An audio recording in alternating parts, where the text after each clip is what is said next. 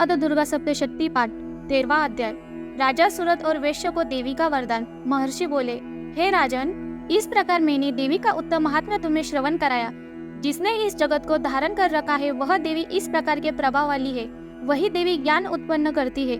भगवान विष्णु की इस माया ही ने, हे राजन, तुमको इस वैश्य को तथा और अन्य विवेकवान जनों को मोहित कर रखा है। यह पहले भी मोहित थे, फिर आगे भी मोहित होंगे और इस प्रकार दूसरे भी मोहित होते रहेंगे। इसलिए हे राजन, तुम उस परमेश्वरी की शरण में जाओ, क्योंकि वही देवी आराधना करने पर प्रकट होकर मनुष्य को भोग, स्वर्ग एवं मोक्ष प्रदान करती है। मार्कंडेय जी बोले, इस प्रकार ऋषि के वचन सुनकर राजा सूरत ने उन व्रतों का पालन करने वाले महर्षि मेधा जी को प्रणाम किया। वह राजा, जो अपने राज्य के छीन जाने पर बहुत ही दुखित था, तुरंत ही तप करने चला गया। हे महामुनि, तब वह वैश्य भी तप करने चला गया। वह अंबिका के दर्शन के लिए नदी के किनारे बैठकर तपस्या करने लगे। वह वैश्य देवी जी के परम उत्तम सूक्त का जप करने लगा। इस प्रकार उन दोनों ने देवी की आराधना के लिए नदी के किनारे देवी जी की मूर्ति बनाई। फिर पुष्प, धूप, दीप, नैवेद्य, हवन, तर्पण आदि से धीरे धीरे आहार कम करते हुए निराहार होकर एकाग्रता से भगवती में मन लगा उसकी आराधना करने लगे। उन दोनों ने बलि प्रदान के समय अपने अंगों के रुधिर का प्रोक्षण किया और नियम पूर्वक 3 वर्ष तक देवी की आराधना करते रहे।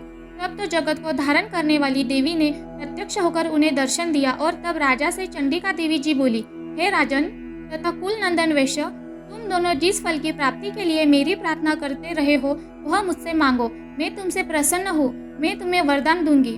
मार्कंडेय जी बोले, तब राजा ने अपने अगले जन्म के लिए अखंड राज्य मांगा और इस जन्म में शत्रु सेना का नाश करके फिर अपने राज्य की प्राप्ति का वरदान मांगा।